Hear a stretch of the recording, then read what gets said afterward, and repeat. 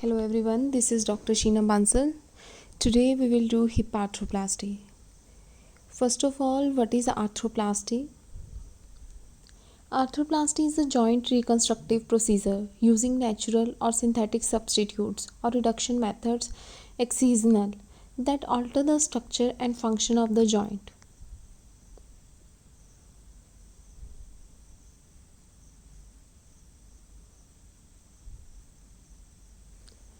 Principle of low friction arthroplasty as propounded by Sir Johann Charnley had the following components: thick plastic socket of high molecular weight polyethylene. This is more suited than a metal bearing as it wears less and works best at high loads and slow speed. It is able to self lubricate in dry state.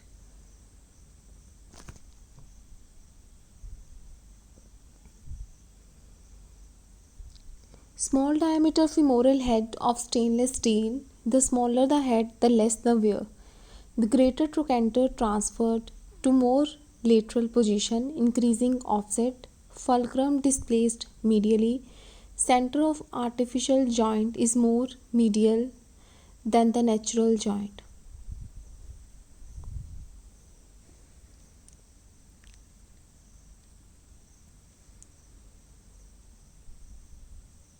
Various types of hip arthroplasty: resection arthroplasty, girdle stone type, interposition arthroplasty, various natural and synthetic materials interposed between two articulating surfaces. The materials used are muscle, fascia, fat, synthetic membranes, historically wood by Carnochan, gold foil by Sir Robert Jones, etc. So these were various types of hip arthroplasty. Now is the cup arthroplasty, special interposition arthroplasty in which a cup was used to separate femoral and acetabular surfaces. Smith-Peterson used glass that was then changed to Vitalium cup. Endoprostheses are of following two types: hemiarthroplasty and total. Hemiarthroplasty, monoblock non-modular prostheses like Austin Murray and Thompson prostheses. Bipolar prostheses, Baterman's prototype prostheses, etc. Tripolar prostheses, jumbo head prostheses. Total joint replacement arthroplasty, cemented THR, non-cemented and hybrid. Surface replacement arthroplasty, classically double cup arthroplasty. Custom made THR with variable calcar or femoral replacing systems.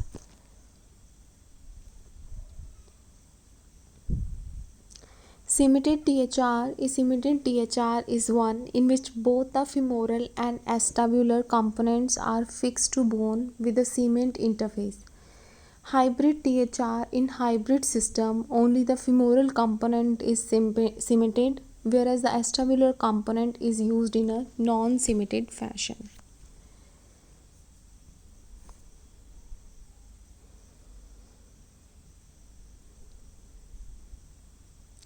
The need of hybrid system over the evolution of THR in the past 50 years. It was seen that in a cemented system, the acetabular component fails more frequently to the femoral component.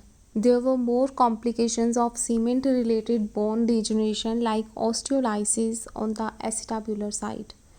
So with the development of non-cemented systems, acetabulum was fixed to bone without cement interface. However, as regards the femoral component, sturdy fixation of the stem and early mobilization was possible with the use of cement interface.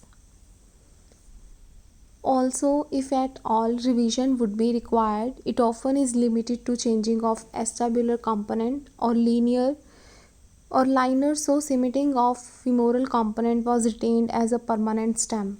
Various mechanisms of failure of cemented acetabular and femoral components. Acetabular cemented component predominantly fails due to immunological induced bone lysis, destroying the fixation ultimately. This induction done by wear particles. Femoral cemented component whereas loosens predominantly for mechanical reasons. Early failure is related to thin cement mantle whereas long-term failure is due to loosening at cement metal interface at the tip and higher up seen more frequently with first generation cementing techniques.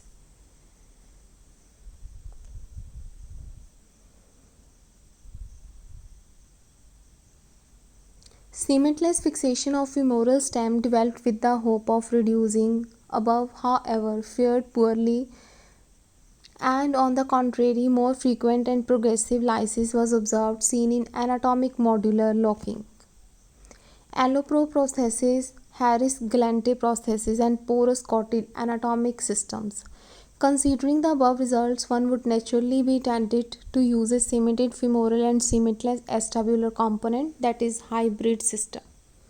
What decides the use of a cemented or non-cemented or a hybrid THR? Primarily, the decision is based upon the age of patient and bone stock. Door classification type A is complete funnelization, ideal for cementless stem. Type C, no funnel. Type B is intermediate.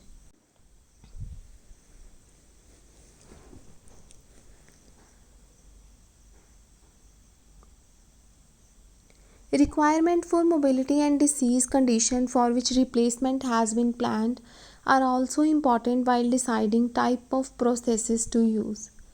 Elderly patients with poor bone stock are better dealt with cement augmentation of bone and hence cementing THR. Also for patients requiring early mobilization and those with limited longevity, that is tumor patients, cemented components are preferred. Non-cemented prostheses are preferred for younger patients.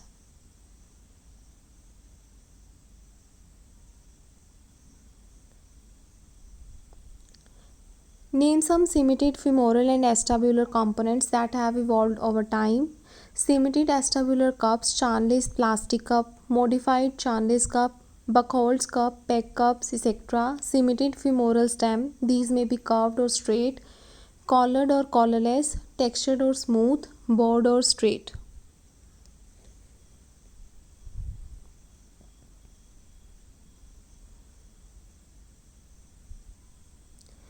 Mackey Farrar metal on metal, Charnley femoral stem, metal on plastic with 22.25 mm head, Muller femoral stem with 32 mm head, medial ridge saber and with a curve to ease insertion, Harris femoral component, 32 mm head with moderate undercut and oval neck, around 3 cm of proximal stem was pre-coated with PMMA for better fixation.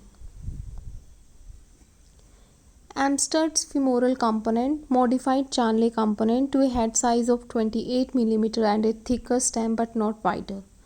Umfrank Turner component similar to Muller cup but the head is more undercut. A collarless polished straight stem subsides well into the cement and converts load into hoop stresses.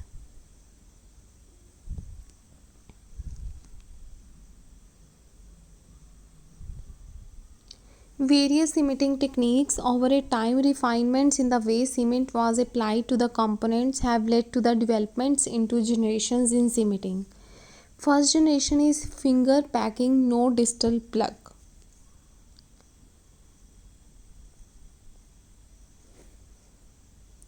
Second generation, distal plug of canal, preparation of canal with pulsed lavage, distal centralizer and use of cement gun to insert the cement in a retrograde fashion.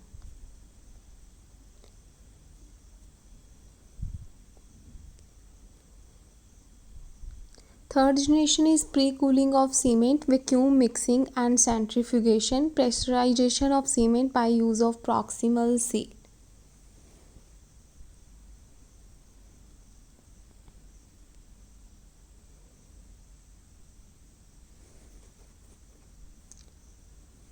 Fourth generation, in addition, this uses a proximal centralizer to ensure symmetric cement mantle. During the same periods, there were some implant characteristics that improved, however, they are not grouped into generations.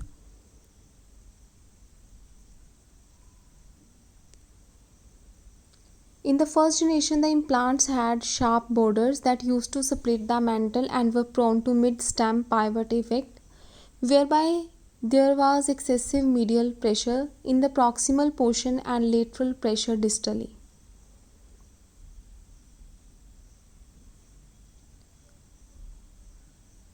So these were first generation implants.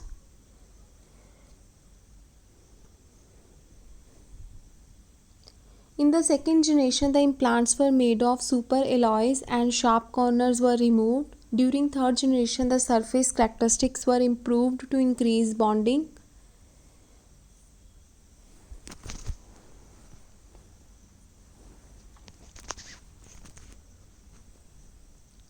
How much cement mantle is considered adequate? 2 to 5 millimeter. The place where cement is missing or very thin is called mantle defect and is often the site of failure. What is cement disease? Cement disease applies to the previously prevailing concept of ill effects on the body and local bone due to the hot monomers the cement released. Due to a leakage of hot monomers, thermal injury during curing phase, degradation and release of particles including contrast. Seemingly, there is no strong biological backing for this mundane term. Various types of cements available. There is no standard classification, but the available types of cements evolved on the needs of different types of procedures. High viscosity cements, standard arthroplasty procedures now not preferred. Low viscosity cements, the most commonly used cement, surface replacement and vertebroplasty, very low viscosity cement. Antibiotic impregnated cements, revision and infection in arthroplasty, spacer, cement beads for defect management in chronic osteomyelitis, cold curing cements using butyl methacrylate.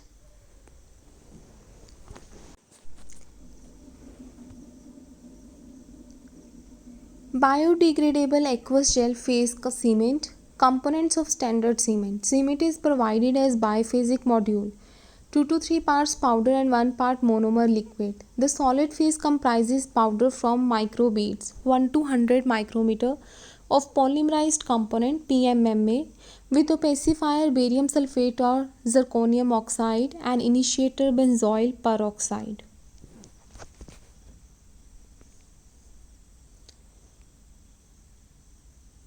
The liquid phase consists of monomer methyl methacrylate and co-initiator also known as activator dimethyl ptolidine DMPT along with stabilizers to prevent autopolymerization hydroquinone or ascorbic acid.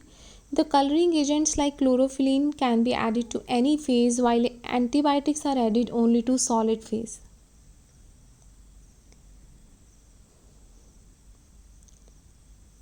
Various antibiotics that can be used are most commonly used are aminoglycosides, vancomycin. However, the beta-lactam, cephalosporins, macrolides, quinolones, doxycycline can all be used. Basically, the antibiotic should be heat stable, water soluble, hypoallergic, bactericidal, and should be available as powder form. Various phases of polymerization. Mixing phase is wetting. Wetting phase, swelling plus polymerization, decrease viscosity and sticky dough. Working phase, chain propagation, decrease movability and increased viscosity. Setting phase, chain growth finished, no movability, high temperature. There is shrinkage of the mix finally and the whole process is exothermic. Heat of polymerization is 43 to 46 degrees Celsius. Effect of pre-cooling or warming of processes. Both are deleterious. Pre-cooling leads to shrinkage of the material at cement processes interface that leads to early loosening.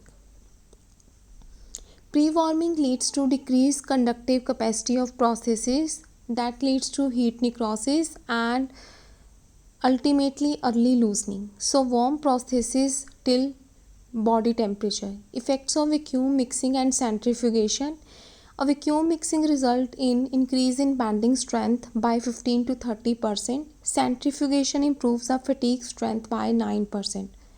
Pre-cooling of monomer, polymer and mixing vessels decrease number and volume of pores. Various bearing surfaces.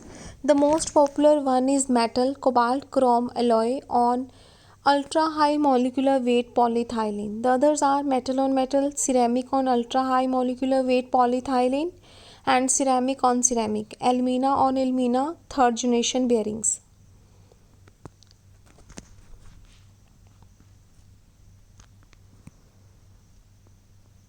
Failed bearing surfaces, ceramic on metal, high frictional torque and wear, titanium on polyethylene, high wear, typically third body wear, various types of cementless stems. There are three methods of cementless stem fixation: press fit, Murray and Thompson prototype stems, Lord and Sias femoral stems.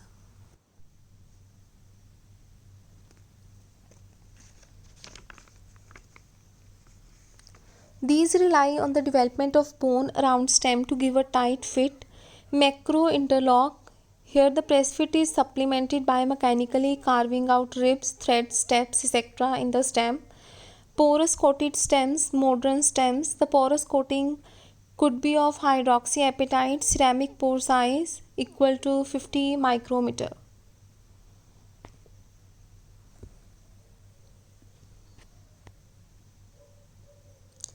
Or spongy metal porous coating in the form of small spherical beads, cobalt, chrome or titanium, pore size of 50 to 400 micrometer, or mesh applied by sintering or diffusion bonding. Bone ingrowth is considered optimal if micromotion is less than 20 micrometer at bone implant interface.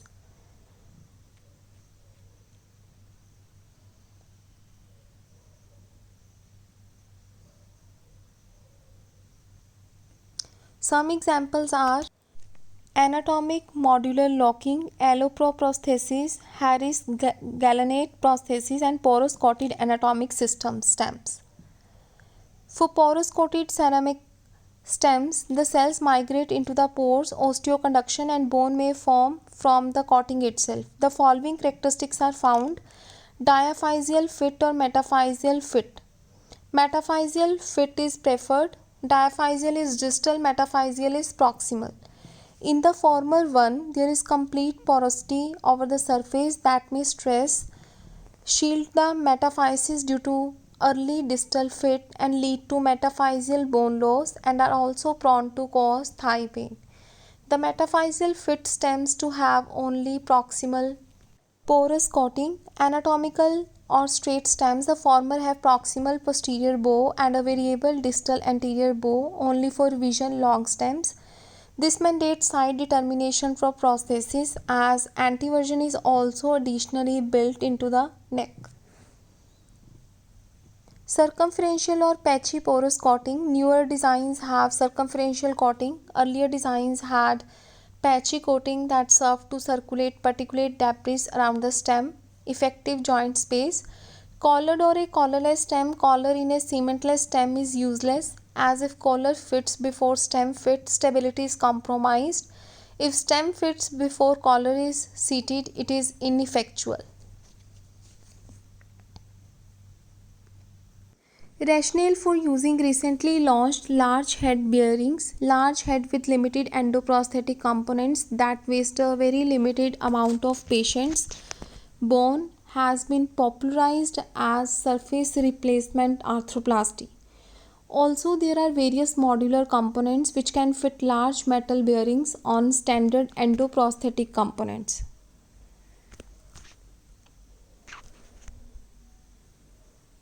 The highly polished surfaces provide very limited wear and improved stability and range of motion as compared to the conventional arthroplasty. Various types of wear seen in THR.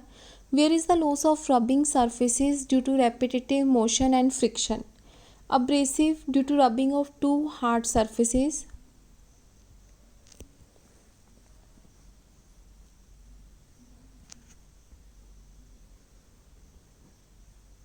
Adhesive rubbing of a soft surface onto a hard one in which the Former is transferred as a thin film over the latter. Fatigue due to repetitive loading, corrosive wear due to different types of metals, galvanic, etc. Linear wear. With linear wear, the head penetrates into the acetabulum due to high contact pressure, linear distance traveled by head. This wear is more common with smaller heads, say 22 mm. The smaller heads may also penetrate the acetabulum due to cold flow of plastic, that is plastic deformation.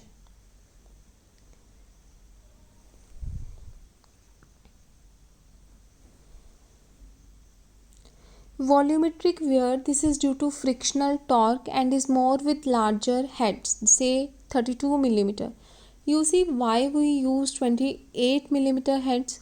The larger heads have again come in vogue due to improvement in plastic characteristics, the highly cross-linked polyethylene.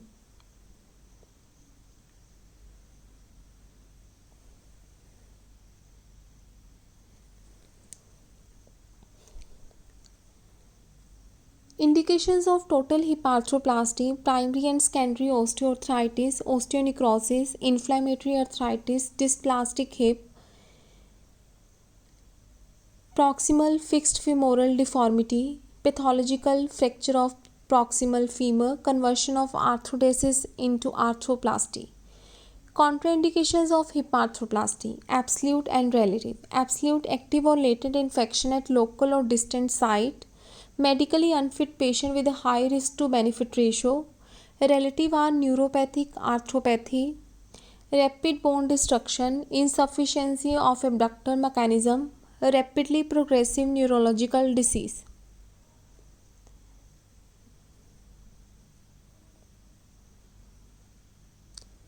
Complications of THR: various complications are seen or related to major surgical procedure and to prosthesis fixation itself, immediate bleeding and vascular surgery, to external iliac artery, obturator artery, superior gluteal artery. Nerve injuries like sciatic nerve, femoral nerve, obturator nerve, peroneal nerve, fracture of femur or acetabulum, overreaming and unstable implant, bladder injury. Early complications are fat embolism, DVT, thromboembolism, dislocation, infection, renal failure. Late complications are loosening and osteolysis, wear, thigh pain, lurch, protrusion, heterotopic ossification, and periprosthetic fractures. Now see the pic. This radiograph is showing you moments caused by body weight and abductors acting on hip joint. Abductor force into A is equal to body weight into B.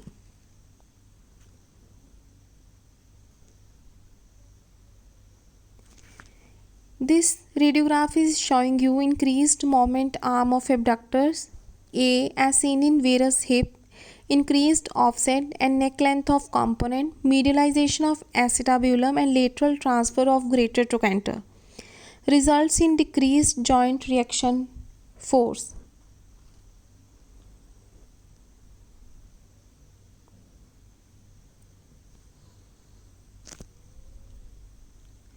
This is showing holding a cane in the opposite hand decreases abductor and joint reaction forces by increasing abductor moment arm.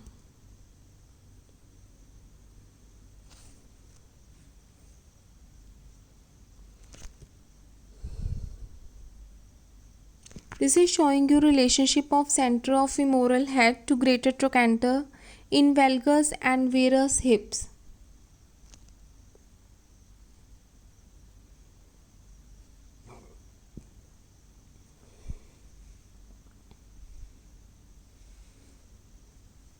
Now see, shifting the body towards the affected side, that is weak abductors compensates for weak abductors by decreasing moment arm of body weight.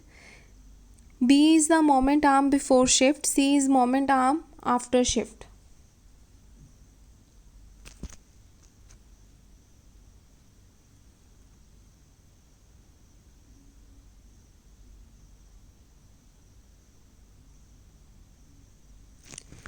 Prominence of the femoral head neck junction in the anterosuperior part of proximal femur is known as pistol grip deformity due to its similarities with the smooth hand grip of many pistols.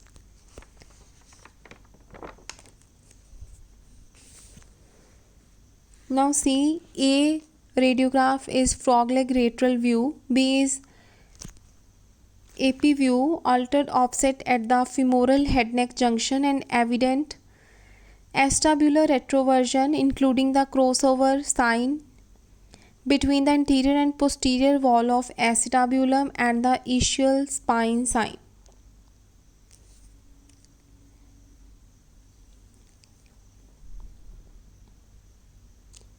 See, this is showing you coxa profunda or acetabular protrusion. Typically, the acetabular fossa lies lateral to ilioischial line. The lateral center edge angle is between 25 and 39 degrees.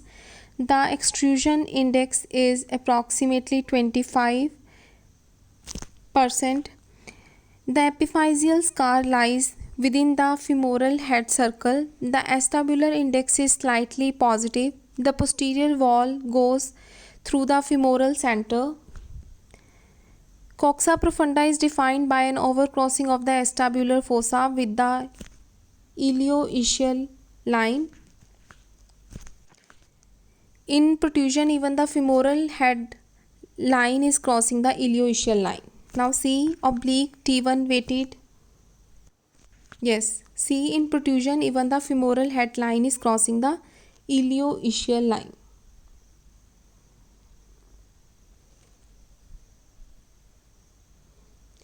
Now see oblique T1 weighted fat suppressed image shows abnormal anterior superior femoral head neck offset and anterior superior labral tear and the lines used for measuring alpha angle. An angle more than 55 degrees is considered abnormal.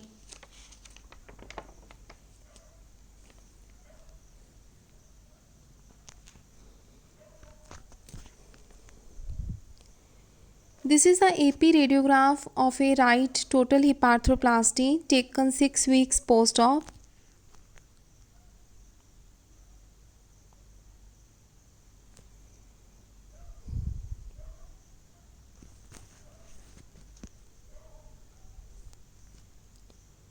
This is the AP radiograph of same patient taken 20 years late. Note the large area of osteolysis superior to the well-fixed acetabular component.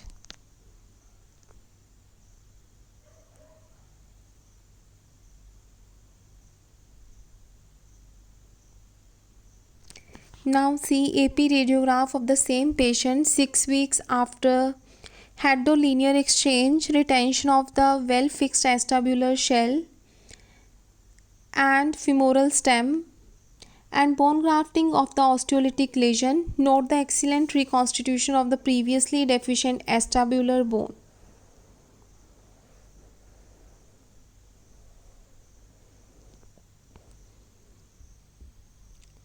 This is the AP radiograph of a 62-year-old male with a history of previous proximal femoral osteotomy.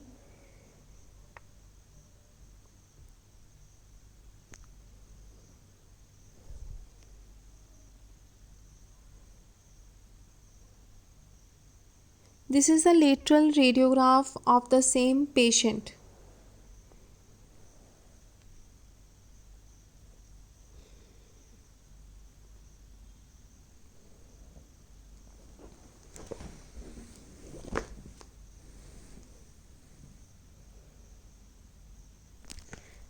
This is a post-op radiograph, post-op AP view of the left hip after conversion to total hip arthroplasty and supplemental fixation with the cortical allograft strut and cerclage cables.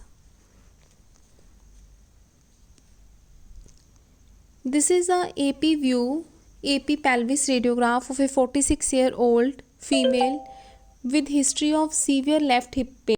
Note the superior migration of femoral head and resultant leg length discrepancy.